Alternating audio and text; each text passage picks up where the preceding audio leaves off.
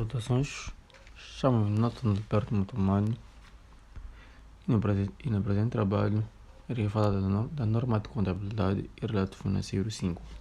Falar dos acontecimentos após a data do balanço.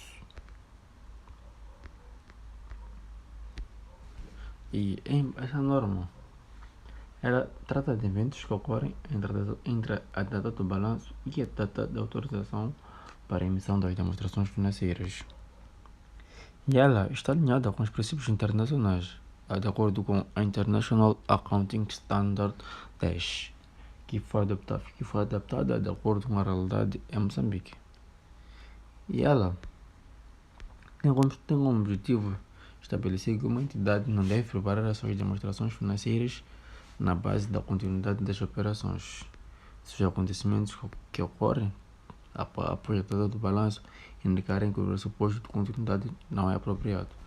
Ou seja, quando uma empresa estiver a preparar as demonstrações financeiras na base da continuidade, ou seja, para garantir que continue a praticar as suas atividades futuramente,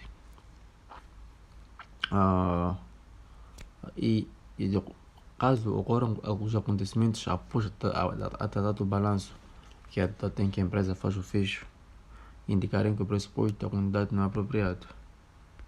Ou seja, ela vem para estabelecer isso. Ela tem o objetivo de assegurar que as demonstrações financeiras respeitam informações relevantes e atualizadas também.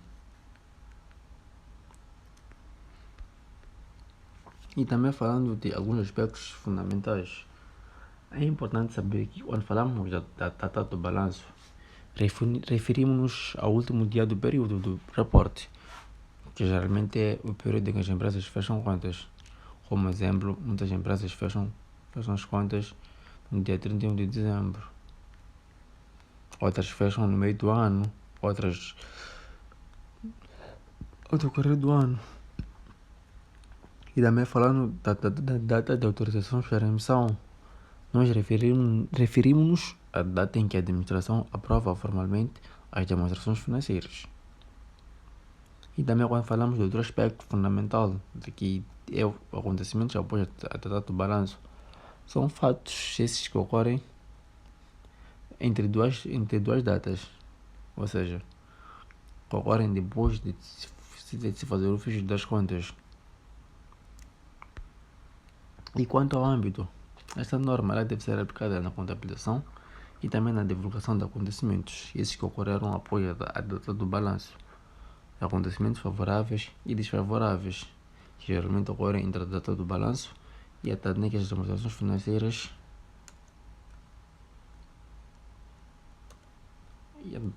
ocorrem entre a data dos balanços e a data em que as demonstrações financeiras são autorizadas para emissão.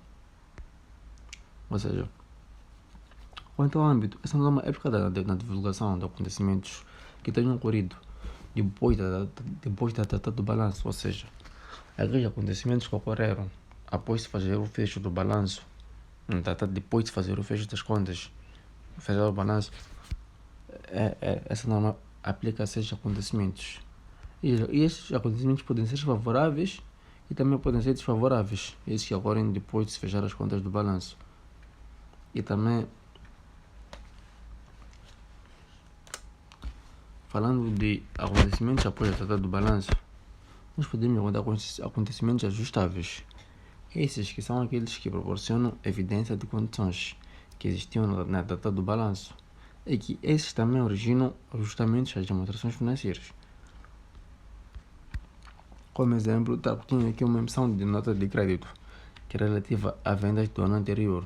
Ou seja, acontecimentos ajustáveis, como eu disse antes, são aqueles que proporcionam evidências de condições que existiam na data do balanço e que originam ajustamento nas demonstrações financeiras. Ou seja, a emissão de nota de crédito relativa às vendas do ano anterior necessita de ajustamento nas demonstrações financeiras. Como também um outro exemplo que fala da descoberta de um erro importante. E esse erro terá de ser corrigido. Ou seja, terá que se fazer o ajustamento nas demonstrações financeiras. E falando também dos acontecimentos após a data do balanço, esses acontecimentos são aqueles que são indicativos de condições que surgiram após a data do balanço e que esses também não originam ajustamentos às demonstrações financeiras. Ou seja, os acontecimentos que não necessitam que façamos um ajustamento, que a gente ajuste as demonstrações financeiras. Como exemplo, aumento ou redução de capital da empresa. Como também tem um outro exemplo, questões ambientais, como por exemplo desastres naturais, ciclones, dentre outros aspectos. E essa norma, ela é muito importante na contabilidade.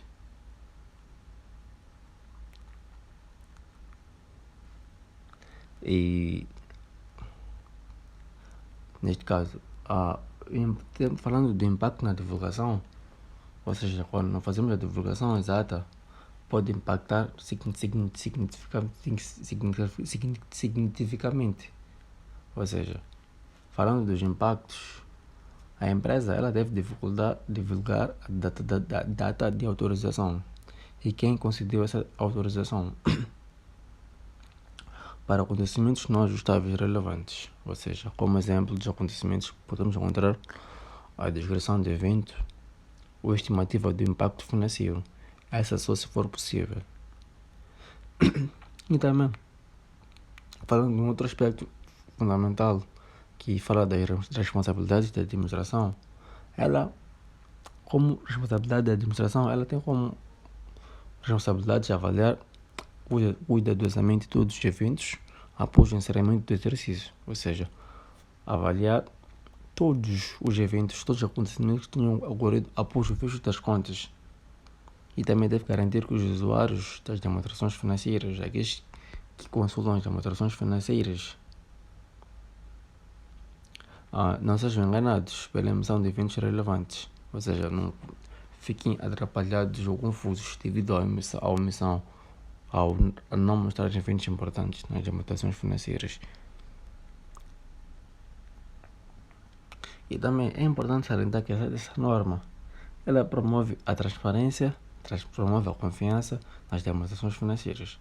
E ela também exige discernimento profissional para distinguir acontecimentos ajustáveis e não ajustáveis. Ou seja, ela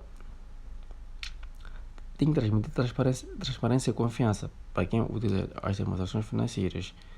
E também ela também exige muita cautela para dizer quais são os acontecimentos que nós podemos ajustar e quais é que não são ajustáveis. E ela é muito essencial para as empresas que buscam credibilidade financeira na contabilidade.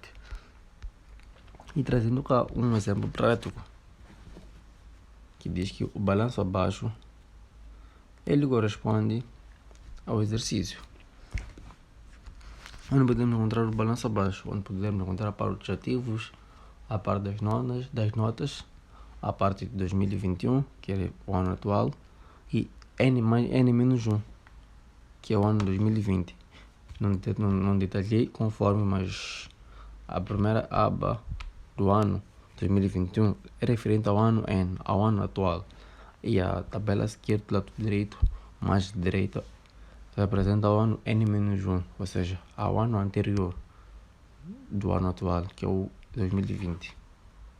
E eu não coloquei os valores dos inventários no ano N, que é o ano atual de 2021, no valor de 150 mil, no ano N-1, 125, ativos tangíveis no valor de 700 mil, nos ativos e no ano N-1, no valor de 350, o saldo da conta clientes, no inventário, no valor de 100 mil, no período N, e no N-1, no valor de 50 mil, e, desculpem parar no meio, mas queria acrescentar um ponto importante. A taxa que eu usei para o ano N-1 é de 50%, ou seja, levei o valor do ano N, multipliquei pelo valor de 50%, que é o valor correspondente ao ano N-1, que é o ano 2020. E continuando também, falando de outros instrumentos financeiros, tive o valor de 50 mil no ano N e 25 mil no ano N-1. Na conta de outros devedores, tive o valor de 50 mil no ano N, valor de 25 mil no ano N menos 1. Na conta bancos, tive o valor de 350 mil no ano N, no ano N menos 1, valor de 175 mil. A conta caixa, 50 mil. No ano N menos 1, 25 mil. E o total do ativo no ano N foi de 1.550.000. E no ano N menos 1, valor de 775 mil. E indo para o capital próprio passivos, na parte do capital social, tive o capital social de 1.250.000 no ano N e o valor de 625 no ano N menos 1. Andamento de seguida tive total do capital próprio, onde tive a parte dos passivos correntes, onde não tive nenhum valor, a parte dos fornecedores no valor de 50 mil no ano N e o de 25 mil no ano N menos 1. O valor dos empréstimos obtidos no valor de 225 mil no ano N, 112.500 no ano N menos 1. Impostos a pagar no valor de 25 mil no ano N e no ano N menos 1 no valor de 12.500. E o total do ativo no valor de 300 mil no ano N e no ano N menos 1, 150 mil. E o total de capital próprio e passivo foi de 1.550.000. Nota importante, o total do ativo e o total do capital próprio mais o passivo no balanço, os valores devem ser iguais para poder para que o balanço feche. E continuando no caso prático, é que eles querem que nós, das seguintes operações, nós mencionemos aquelas que devem ser ajustadas no balanço. Como primeira atividade, hoje, primeira operação, tivemos a fatura do mês de dezembro, que é referente a pagamento de renda no valor de 25 mil. Essa é a primeira operação. E de seguida tivemos a segunda, que diz: após a passagem do ciclone Eloise, o armazém da empresa ficou parcialmente destruído e houveram perdas de mercadorias no valor de 1.800.000. E como terceira operação, tivemos uma queda no valor das ações detidas pela empresa em 0,5% do valor do mercado. E como quarta atividade, tivemos o cliente Visão declarou insolvência e desta forma não pagou a sua dívida para com a empresa. E partindo para a resolução, as operações devem ser ajustadas ao balanço e divulgadas nas notas explicativas são as operações 1 e 4. Porque na operação 4, ela geralmente confirma que nesta data existia uma perda de contas a receber e que a empresa precisa ajustar a quantia dessa conta a receber na data do balanço. E sem mais delongas, obrigado.